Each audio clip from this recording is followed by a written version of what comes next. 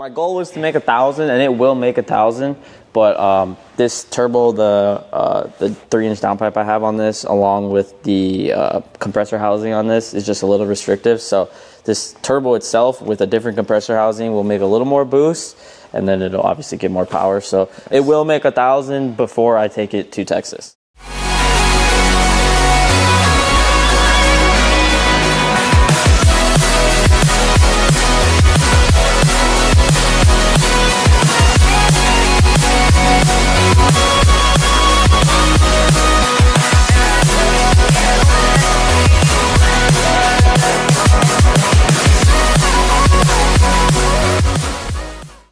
Welcome to the show, folks. Today we're sitting down with someone who's making waves in the Midwest car scene, known for his passion for building, racing, and creating.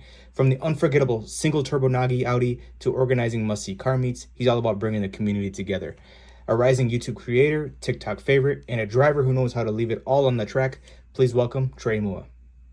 I met you at at the Ratified Motorsports not too long ago. My friend Jesse introduced me to you. I saw your car and I was like, I just love this thing. And then I heard somebody say like, yeah, it has like 800 plus horsepower, and I could be wrong. It could be more, but it was, I think it is. But so I was like, I hit you up and I was like, I think we did a short little reel, and you're like, look, we got to get together and do like a long form video because we want to share some more details about it. But I also wanted to get to know you a little better, and kind of tell your story. So appreciate your time. So you're. So thanks for having me. Oh, for sure. So your bio, and this is just from when I quickly tried to read through all the stuff that you got going on because I've seen you on YouTube, TikTok, Instagram. What am I missing?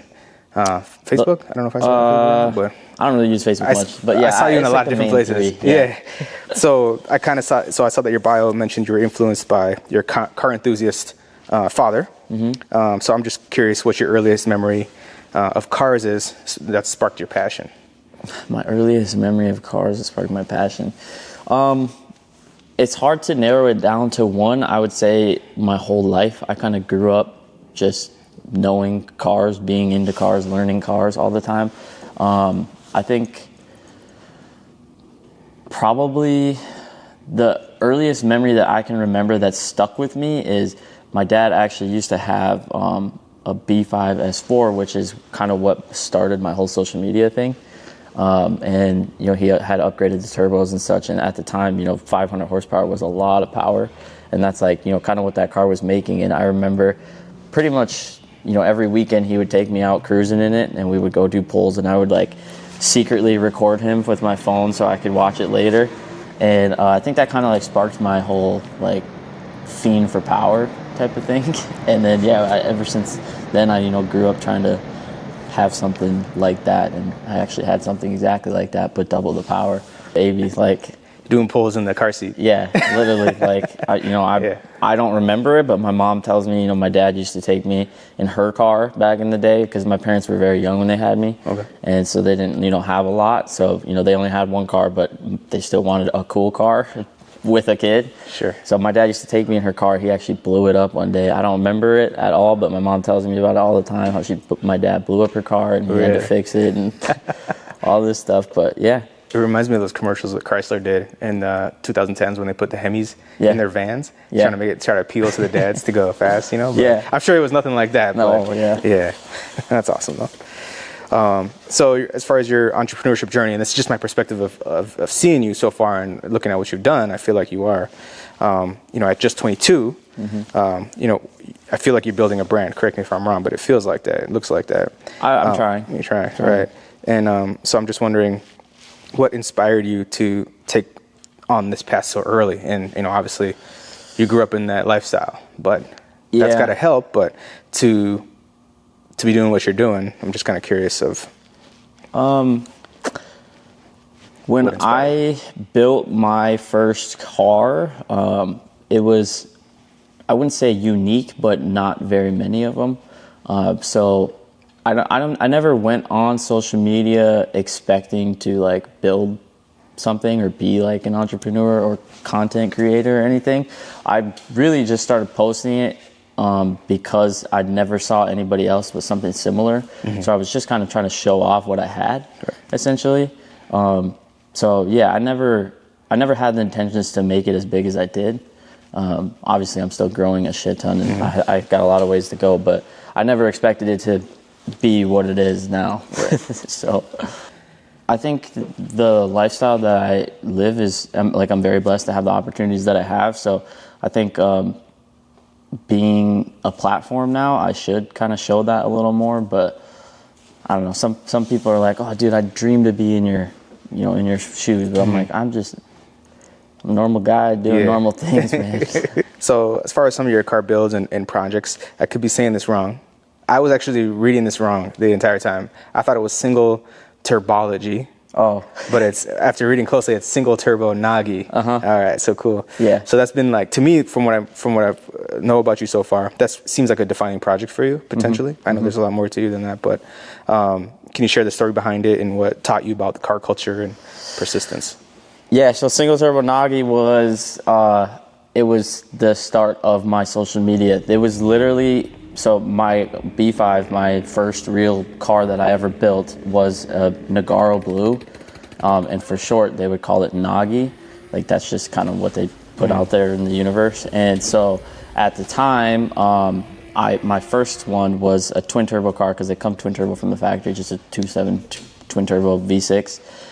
And I actually had, who's now a coworker, but just a friend at the time.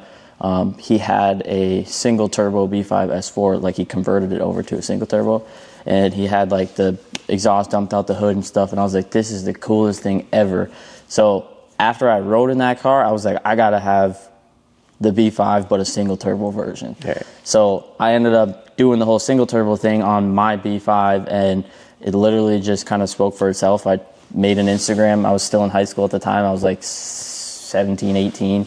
Car only made like 500 horsepower at the time, but yeah.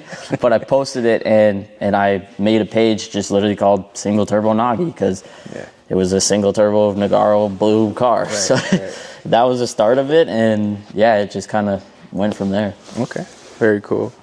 So how did you, I saw you have a drift hobby as well. How did you transition into drifting with the E36? And what excited you most about that style of driving? Honestly, so my dad, he has like 6 brothers, and all of them are into cars. And one of them, only one of my family members, is he started like a drift hobby. So he has a 240. It was RB swapped, 500 horsepower, big single turbo. That was kind of like, I was always going to proving grounds at our local racetrack since I was young, because my dad would take me there. So I always saw people drifting there, but I never, obviously I was too young to do anything about it, but I always thought it was really cool. Okay. And then when my uncle started doing it, he started taking me for ride-alongs and such like that. And I was like, man, this is like really cool. Like, I want to do this someday. I don't know why, but I just thought it was the coolest thing. And eventually, when I was old enough to drive, my uncle was still drifting. He let me take his car out and do like donuts and stuff in it, and I like picked it up really fast. Like, I'm not sure how. I think a large majority of the influence was from, like I was telling you, I have a lot of sim racing. Yep. Yeah, so it's real. Like, if you do sim racing, it will teach you like the fundamentals of how to control a car. Yeah. So I, growing up, for Christmas, like I think I was like 11 or 12 for Christmas, I asked for one. My dad got me one. For a sim race? Yeah, for a sim racer. Okay. It was not anything like crazy like they have nowadays. Yeah. But it was just like a Logitech like G29, so it's just like a cheap $300 sim setup. So they set me up with that. My grandpa built me like a cardboard, or not cardboard, but like a boarded like frame. Yeah. Like, it looked like I was in a car. I'll have to send you a picture. Okay. But he like even put like a spoiler that he made on it with board, like 4x4s. Yeah. It was the coolest thing ever. I felt like I was in a race car. It had swing open doors, and I got in it. Yeah. I sat in my seat, and anyways, I would drift on there, and like when I was younger, I remember it was so hard, but I kept playing it for years and years, and I just kept getting like better and better. Yeah. So the first time I hopped in a car, like I was able to do figure eights, and the first time I ever drifted a track, I linked the entire thing like without a problem. And at the time, like my uncle still couldn't even link the track, and he's been drifting for 3-4 years. Okay. So he's like, the force is with him. Yeah. So it was like, I picked it up, and I was like, man, like I just did that. That's crazy. I want to do it more. And so I started going to more events with him and just driving his car on the track. And eventually, my mom actually was heavily influenced on it because she really liked drifting, but my dad was big into like road course or drag racing, and she thought it was so boring to watch that. So she wanted me to be a drifter. So she convinced my dad to actually buy that car. Yeah. And he bought it for her originally. She was going to start drifting, but my mom was like, I'm too scared to do it. Whatever. Just let Trae do it. So it was supposed to be my mom's car. And then I started driving it and, competing in it and stuff. And then I ended up landing all the sponsors with the tracks and everything like that. So then that's how it turned out to be pink and get all the livery and joined my team from there. And it just kind of went from there. But yeah, my dad picked that car up for like freaking $3,000. Oh, and wow. It was pretty much stock when he got it. And it still pretty much is. All we've done is just like a welded diff, e-brake, seats, and and then the livery and all that stuff. So, awesome. All right, a couple things. Yeah. Proving grounds. What is that to people who don't know what that is? Proving grounds. Well, it's actually not called Proving Grounds anymore. But back in the day, it was called Proving Grounds. It was an event by Map Performance, who's like, they were a local shop, but now they're out in Wisconsin. But they were all around for a long time. I'm sure a lot of people know who they are. They've been heavily in the DSM world. Was kind of where they started, I believe. And then they, kind of went into pretty much everything and started mass producing parts and building engines and doing whatever.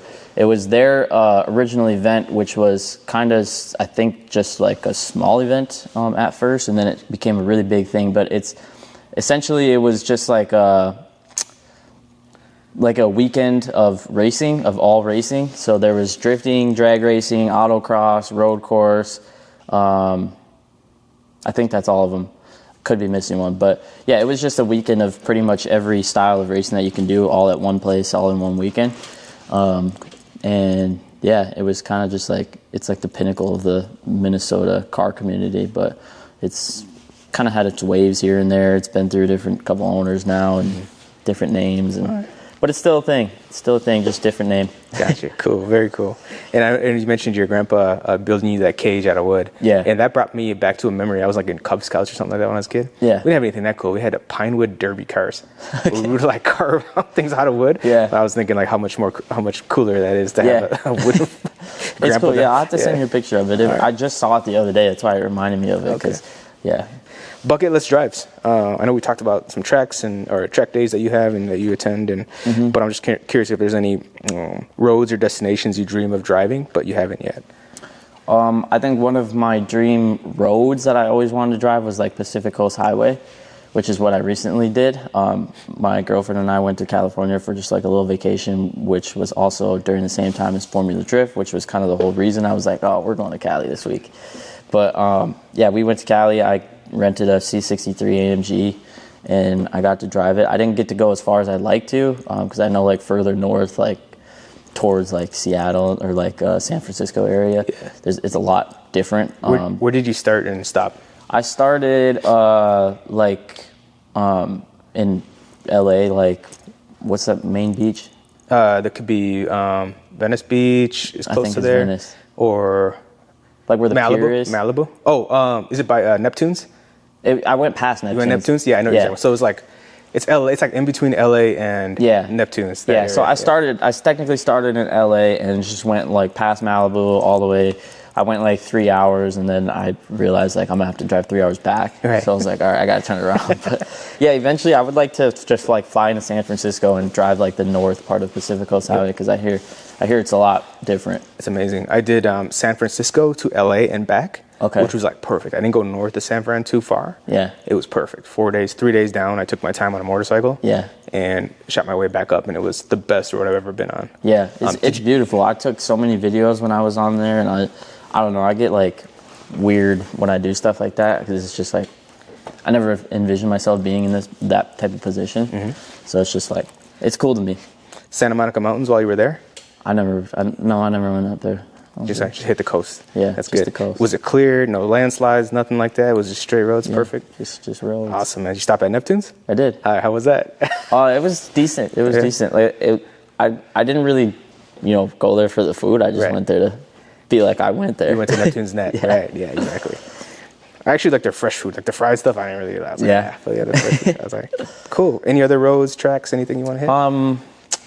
I don't know about roads really. I'm not like a real like, you know, carver or anything. Like I don't really do like road course stuff very often. I mean, I do enjoy driving on a nice road, but I don't have any in my head that I'm like, oh, I wish I could be there. But I would say like tracks, I really would like to drift Englishtown. It's in New Jersey. I play it on the sim a lot. So, and it's a Formula drift track, but there's a handful of drift tracks that I'd really like to drive at some point. Yeah. Awesome. Yeah. It's always funny when you talk about learning how to drive on the sim. I tell everybody I learned how to drive from Gran Turismo 1. Yeah. Not really like driving, but just like at least for how much gas to give and stuff like that. That was my main game was Gran Turismo 5. Okay. That was what I learned on, and I played it for years. Nice. And that kind of brings me to like when you get to some place that's familiar to you, you like already know all the turns and everything. And that's how Pacific Coast Highway was. Yeah. Because at least I played a lot of Grand Theft Auto. Okay. You know, and I was like, I know where I am right now. Yeah, that's funny because the first time I got on Pacific Coast Highway, I recognized it from Grand Theft Auto, and I was like, whoa, I've played this before. Right. Yeah. Stolen 5 cars here. I have a house over here. I started the mission right here. I literally have a video saying that. That's awesome. All right. We'll talk a little bit about social media and the influence there. So, social media growth. How has your social media journey evolved? What was that turning point that made you realize you were building that community? I don't know how it evolved. I know that I want to say that it was just because of, like I said, not like super unique, but just not common of a car that I had, especially how I was using it. Because at the time, like I was young, so I was, you know, driving really fast all the time. So I had all the videos in the world of me beating the crap out of the car. And people love to see, you know, a car actually doing something rather than it just like sitting in a parking lot. Right. So I think, you know, it helped that I had the walk to back up my talk, essentially. Yeah. And the car shot like 10-foot flames all the time, so people loved it, and I think it just kind of grabbed attention. It was a good attention grabber for, you know, someone with a short attention span. As far as your philosophy goes, your platforms blends storytelling and motorsports. What's that message you aim to convey with your content? I don't know if I have a real message. Like I said, I never made a social media trying to, you know, change the world or anything. I was just kind of sharing my hobby and my passion for cars. But I'd say a common misconception is people think like, you know, I'm loaded, I'm rich, I have all this stuff, but all you got to do is just work for your money, and you can do what makes you happy. Because I don't have money like people think I have, but you know, I'm able to afford the passion that I love, so that's what makes me happy. And yeah, that's my message for people. It's awesome. It's awesome. Man, everybody's got their money, what they want to spend on. You know, some people might spend $500 on some shoes. Yeah. You know, some people might want to spend $500 on a flight. Right. All right. Some people are like, I'm spending $500 on the steering wheel. Yeah. You know what I mean? Like, whatever it is. So it's all about the passions that we have, right? Yeah. You don't have to be a millionaire to afford this lifestyle, but you know, it comes with a tough mindset, I think, because you know, like this car, for example, freaking blew up on me like twice, and I've been through lots of money and lots of time, but I don't know, for some reason I still love it. So. For sure. Hey man, I get it. So what's been the most challenging aspect of balancing authentic storytelling with creating content for a broad audience? Okay. I think everything I do is authentic because I'm not the type of creator to do things that I can't manage or can't afford. Like I just record what I'm doing on a weekend or a daily basis. So like I'm not really faking anything I'm doing. It's just me enjoying my passion. Right, exactly. I think I mentioned that earlier. I was like, you're just holding up your phone or whatever you got in your hands, showing, here's what I'm doing that day, right? And that's cool. Yeah. I mean, I wish I could do cooler stuff, but I'm really, right now, that's all I'm doing. I'm just showing what I have, and people seem to enjoy it. So. For sure. It works, man. It's good. All right. We'll talk about a little bit more about the motorsports lifestyle and community. So I know when we were trying to schedule this, you're like, I'm busy Monday through Friday. I'm working. Like weekends are the easiest. It's kind of like you're working, right? So how do you balance the high adrenaline motorsports lifestyle with staying grounded? Well, my career is heavily influenced by motorsports. So it makes it fairly easy to balance it because most of the things that I'm doing when it comes to cars is for the shop or with the shop. So, you know, like obviously I go off on my own to do drift events and stuff like that, but it's fairly understanding for people who enjoy cars to understand, hey, I gotta bounce in 2 weeks. I need the Friday off because I got to go to the racetrack, whatever. So it's easy to do that. And then on top of that, you know, most of the big events like Texas 2K and, you know, PRI and SEMA and stuff like that, they're all events that I want to go to and we go to as a shop anyway. So it's balanced pretty well. How many times have you been? Did you go this year, SEMA? No, I didn't. I want to go. I don't even know. Yeah, I haven't gone this year, but you've been before. What's it like? How do you think it's changed over the years that you've seen, if it's changed? To be honest, I can't say because I've only been once. Yeah. So I don't know if it was any different than what it was in the prior years or if it's any different now. Yeah. But still cool, though. It was still cool, in my opinion. How do you think your motorsports journey will influence future generations in your family or inspire others? I think it kind of comes down to, like I said, like everyone in my family is kind of into cars, at least on my dad's side. And it's kind of the same thing like with how I grew up. Like everybody in my family kind of grows up around that motorsports era and like, you know, that passion. So it's fairly easy to pass it down because it's so involved in our lives that it's kind of like you either have to like it or you extremely hate it. So right. I think, you know, we don't have a problem sharing it with everyone in our family. Everybody loves it. So nice. We all get to enjoy it. And I think it'll continue to just be that way until gas motors aren't a thing, unfortunately. Do you have a big family, like cousins and stuff like that? Yeah, I have, I mean, I don't know, some people would say big, but like I said, my dad has like 5 or 6 brothers. Right. I don't know exactly off the top of my head. Sure. But yeah, they all, you know, have sons and stuff. My dad's youngest brother is only a year older than me, so I grew up with him, you know, since I was a kid. We kind of were like brothers. Yeah. And then my dad's oldest brother had his son 2 years after me, so we kind of were like a trio. Right. We were all just a couple years apart and kind of grew up together. And I did car things with my uncle for a while, but he kind of got over it. He wasn't really built for it. Yeah. So he still enjoys cars, but he doesn't, you know, like them as much as me and now my cousin. Yeah. My cousin's super into them now, and he moved up here for a little bit, and I took him around the car stuff. And nice. His dad is the one that does the drifting. Okay. So, okay. I'm thinking like there's a bunch of kids in your family. You're all growing up. Yeah. All the dads are showing up in their cars, and they're like modding out their car seats. Yeah. Like, check out. That's what I'm thinking. You know, when you say it like that. Yeah, I would say like that's why I like you know, when we do like big family reunions and stuff like that. You know, not a lot of people are able to say that when they show up, there's going to be basically a car show outside. So that's kind of like what I like about it is like even our distant family, because I'm half Asian, obviously I'm half Hmong, so I think it's just kind of common for Asian people to be into cars. All right, you said it, not me. Yeah. I'm messing with you. But yeah, so you know, when we have family reunions and stuff like that, it's cool because, you know, I got cousins, like distant, like second cousins with Supras and GTRs and whatever, and so it's cool, you know, to come to a family reunion and basically have a car show. That's awesome. That's so cool, bro. Long-term vision. Where do you see yourself and your brand in 5 to 10 years? And then what legacy do you hope to leave in the car and motorsports world? 5 to 10 years. I don't know. I've been growing ever since I started. I've been kind of on social media for probably like 6 years now, something like that. And, you know, I'm not a huge creator, but I am proud of where I've, you know, came so far.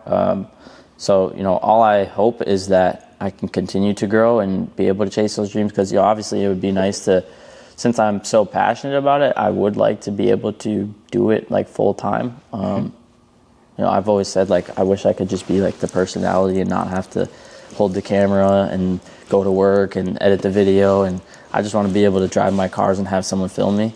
So obviously that's like everybody's dream, but I feel like I have a platform started and I just kind of need to, it's like right there, I just need to grab it and I'll get there. It's hard. Yeah. So, I started Ignition Therapy as that was just my own personal Instagram name, and it's like what I like to do. It's like I go to car shows, car meets, ride motorcycles, drive whatever I can, and it's just my therapy, and as it's grown, people are like, you should do this, you should do that, and I was like, I don't want to kind of be doing all that. I just want to enjoy it, right? Yeah. But it's hard, like when you're trying to put a YouTube video together and editing, it's like, and I don't know what I'm doing. Yeah, that's what I'm saying. But it's hard, so I respect like when I see the people out there, and I forget Donut Medias and the Tavareshes, they have crews. They have crews that are doing all this stuff, helping them with it. I'm not saying it's easy still, but I mean, like obviously they, had to kind of probably manage it on their own to get to that point. But it's a lot harder than people think to be like your own team, basically. Like I have to do every single thing that I want to be out there. So full-time job. What? It's a full-time job. It's literally a full-time job, and that's why it is hard to balance that between also having a full-time job. So ever since I started, working at the shop, I haven't been able to make videos like I want. So I don't think I've grown as much as I did in the beginning. Because when I first started, I got monetized in my first year, and I, got 10,000 followers in the first year, and like that was crazy to me because growing up, like 1,000 followers on your personal page in high school, like that was a lot, you know what I mean? So seeing 10,000 people follow me for some car, they haven't even seen my face, you know what I mean? So, and then I started introducing my face and doing the YouTube and doing that stuff, and it grew really, really fast. But that's because I was kind of pursuing it full time because I just graduated high school. I wasn't really worried about trying to figure out a life and a career at that time. And then I got older, had responsibilities, and had to become an adult. So I try to balance it between my real life and content creating, but it's a lot harder than people think. It takes a lot of time. But when you say my first thing, I had 10,000 followers and blah blah blah, that's what people hear. Right, and they're like, I want to do it too. And hey, go for it, try it. But it's sound like the sales commercial for people. But people see it and they're like, oh, that's easy, I can do it. But I don't know. Like I said, I have a platform. I just need to figure out how I can use it better. Not like the content or anything, but just utilize it, like take advantage of what I have, because I do have a platform and not a lot of people have that. So I gotta try to take advantage of it. What's the funniest or most unexpected thing that's happened to you during a build, a race, or while filming content? The most recent thing I can think of is when I first finished this car. I took it to Power Cruise, which is another race event at our local racetrack, which is it's actually the only place in the United States that they do it is local to me, which is really cool. But it's basically like I like to call it legal street racing event, where you basically just keep driving around the track, and there's two straights, and whoever you're next to on the straight, you just race. So I went out there. Doesn't matter who it is. Doesn't matter who it is. Right. Yeah, race who's there, and if they gap the shit out of you, then you're shit out of luck. But it doesn't matter. But yeah, I went out there, fresh build, literally had 100 miles on the engine. I'm like, I'm gonna go out there and I'm gonna race and I'm gonna have so much fun. I built this car kind of in what's the word? I had motivation from another person because I have seen their Evo. You were influenced. Yes, I was influenced by another Evo that I saw absolutely destroy every car that ever came next to it. So I'm like, I had the Evo already, but it wasn't at that level. And I can get into a lot of it, but the reason why one of the main reasons I did that was because I'm like, I know that Evos are proven to be fast if you just put time and money into them. So I did that, and I ended up lining up with my influence out in Power Cruise, and we got our race in, and literally like 2 minutes after our race, he pits, and I go in there. I'm like, yo, what's happening? What's going on? He says he blew up his transmission. I'm like, oh shit, dude, that sucks. That really sucks. I hope I don't do the same thing, because we're around the same power. We were dead even on the race, right? You influenced me, bro. I don't want to blow my shit too. Yeah. So then I go back out on the track. Literally same lap, I blew my transmission. So I came back and I was like, well, come take a look at this. And so we both went there, both raced each other, finally got that race in, and then both blew up our transmissions pretty much back to back. So. And these are the stock transmissions on these. They can handle that, right? Or no? It depends how you use them. They're not supposed to handle it. Okay. But both him and I had the same transmission setup where most of it was stock, but we had straight cut fourth gears. and we both blew up third gear. So he actually took his out and put a sequential in it. Okay. He got money like that.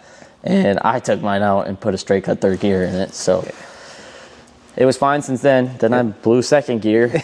Then I took it back out, put a second gear in it, and it's been fine. But I turned the boost down in first and second gear because it's on a standalone system. So I have boost by gear on it now. But I'm planning to get a dog box in it for Texas 2K and then take it out there and do some Mexico stuff. Do the smackdown, huh? Mm-hmm. Dream garage. I know you got his building here. I see it around me.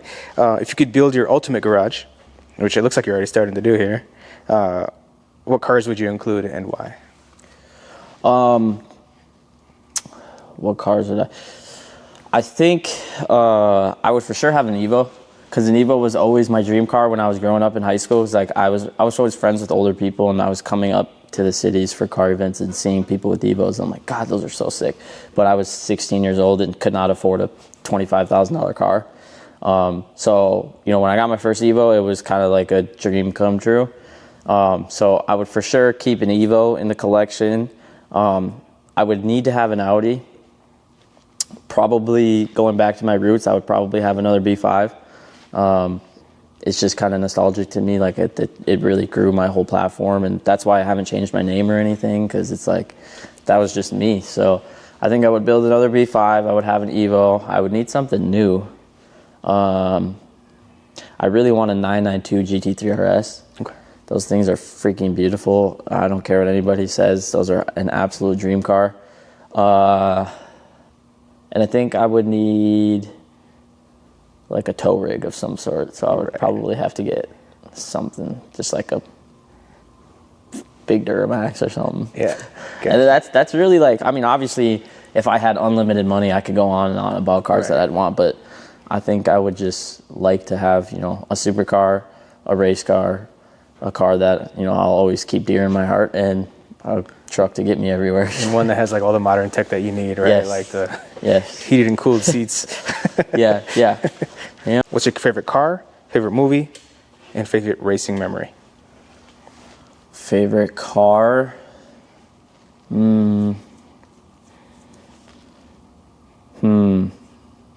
I think my answer to this will kind of lead into the second answer for the movie, but I think my favorite car will always be like an R34 GTR. I don't know why I like them so much, but I think a lot of people always would agree with you on that. Yeah, I've always liked them. Nothing has ever topped my peak interest in a car besides that. Maybe now that they're legal, I'll be seeing them more, so I won't care that much anymore. But I think, I don't know, they really get me. So then favorite movie would be, any Fast and Furious series besides anything after like Fast 5. Okay, I was about to ask you, I was like, is there a limit to that? Anything after that is basically an action movie, but anything before that, I think... Anything that's not in outer space, is what you're saying, right? Yes, okay, everything exactly. that's on planet Earth. All right. Exactly. And then my favorite memory racing, probably when I got to race my dad, when his RS3 was done and my S4 was done, because it was like pretty dead even up until like 130, and then he started to pull away from me. So I thought that was really cool, because obviously, going back to our memories, I used to just be with him in the car, and he introduced me to everything, and then now we're grown up and doing it together. So I think that's cool. Anytime awesome. I've raced my dad, I think it's a... Hey, quick question for you though. Yeah. Did your car seat have one of those little steering wheels on it? And I'm joking. I'm just saying. I'm an 80s baby, so when we had those, we had little steering wheel. Yeah. No, I didn't have that, but I had my bed frame was a car. You had the Corvette? It might have been a Corvette. I don't remember. It was like a blue little sports car. I always wanted one of those. Never got one of those. That's awesome. I had that till I was like 12, and then finally switched. That's awesome. That's awesome. You should tell your grandpa, like, hey, build this sim out of this old bed that I had. What's a piece of advice you'd give to someone just starting in motorsports or in the content creation world? I think my biggest thing is when I started my social media, I was so worried about everybody's opinions on my stuff, whether it was just like the quality of build or like, the content I was creating, people would say was bad, or like the car was slow or whatever. Like that type of stuff used to get to me, and then I started to be able to kind of just weed that out. So I would say, like, if you want to start creating content, just to do it, because you're not going to be able to, you know, figure out if that is your niche without trying. I think that goes with anything in life. If you're, you know, want to chase a dream, just chase it, because no one's in your shoes except yourself. So I think if you have a dream like that, just chase your dreams. How can fans best support your journey and stay connected to your upcoming projects? So yeah, kind of like what I was saying earlier, I have like 3 main social medias that I use, and that would be Instagram, YouTube, and TikTok. You know, I try to post on YouTube as much as I can, but like we were saying, it's really hard to kind of balance a full-time life and job on top of editing and filming videos all the time, especially when it's winter here. You know, there's no content I can really create until I like go out of state and stuff. So YouTube is, I try to be once a month right now.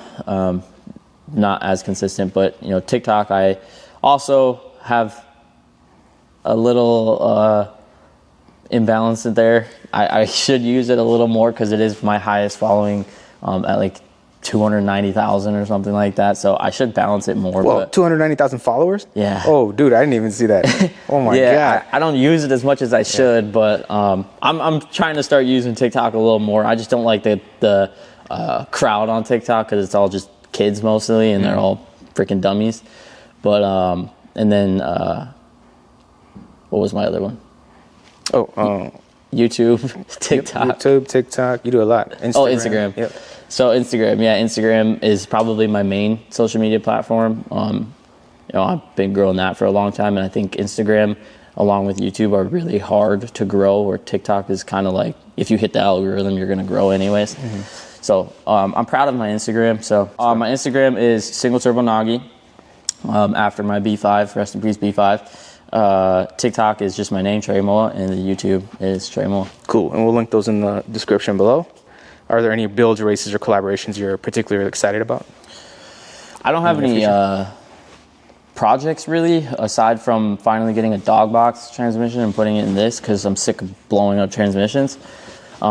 That's my only like project, I guess. I would like to eventually start competing on a pro level in drifting, but I need a pro drift car for that.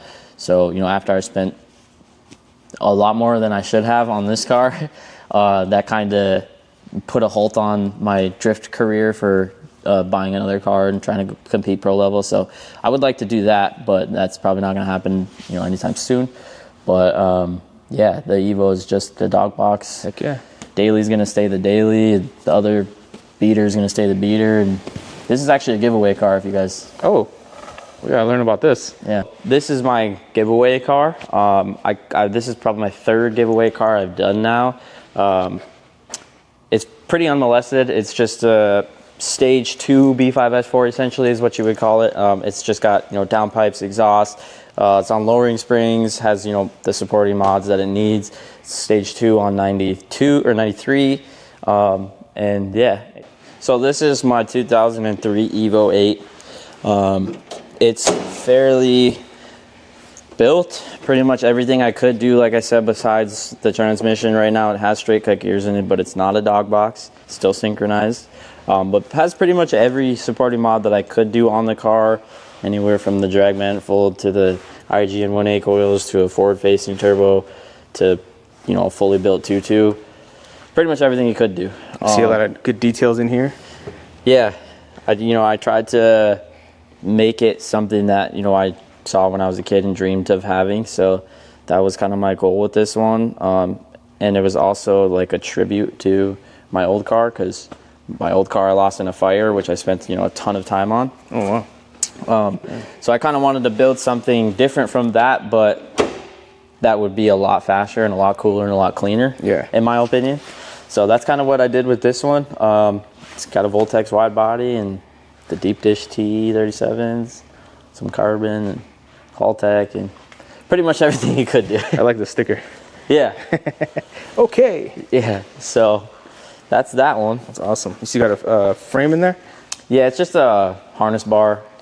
I just tried to close the trunk, and it's so light. Yeah, it's really light. Yeah. And it's slow, guys. If you didn't know Slow that. guy? Yeah, I saw that somewhere. It's slow. Yeah, I saw that. Yeah, you had mentioned that it made 800 horsepower. Sorry. Yeah. Correct me on that. It made I think it was 960. I was gonna say. I was like, I know it's closer to. Yeah, 1,000. my goal was to make 1,000, and it will make 1,000. But this turbo, the 3-inch downpipe I have on this, along with the compressor housing on this, is just a little restrictive. So this turbo itself, with a different compressor housing, will make a little more boost, and then it'll obviously get more power. So it will make 1,000 before I take it to Texas. Yeah, so this one, this is like my summer daily. I did buy it thinking that it would be my main daily driver that I would drive all year round, but then I started really enjoying how nice it looked, and I was like, I don't want to drive it in the winter. Plus, it's on bags, so this is the ride height, by the way. People think when I say it's on bags, they're like, oh, that makes sense. I'm like, nope, this is just the ride height. It could go straight to the ground if you guys want. That's crazy. Yeah, it's just a 2019 Audi S4. I got it for a really good deal, but yeah, I haven't done much to it. It's the S4? Yeah. It looks so massive compared to the older ones. Yeah, is that one the huge. S or no? That one's It's S4. S4, right? Yeah. So that's that one's an S4. Yeah. But yeah, they're I wanted something finally. Up until 2 years ago, I'd never owned a car newer than 2003, which was my Evo. So I always wanted a new car with new tech and stuff. Right. So this was kind of my foot in the door step to get a new car that wasn't way out of freaking budget. Yeah. So yeah, I haven't done much. Just bolt-ons, wheels, suspension, and some carbon. That's cool. I like the license plate on that one too. Yeah. On this one too. Yeah, and my beater's outside. People do care about it, but I don't know why. We're gonna give it a special mention through the window. Yeah, you can show it. If you want to look at the plates on that one too. I think it was right out here, right? Yeah. It says beater right there. That's awesome. Yeah. Special mention to the Audi. Sweet. Love that car. And then I have my E36, which is my drift car. Okay. It's not here. It's stored at the racetrack. So. Okay. Nice. So yeah, my name is Trae. If you guys want, you can follow my social medias and keep up with me if you want to check out the builds and the stuff that I do. Like I said, I'm trying to grow and continue to maybe turn this into a career. So otherwise, besides that, you're watching Ignition Therapy, and peace out. Appreciate it, bro. Yes, sir.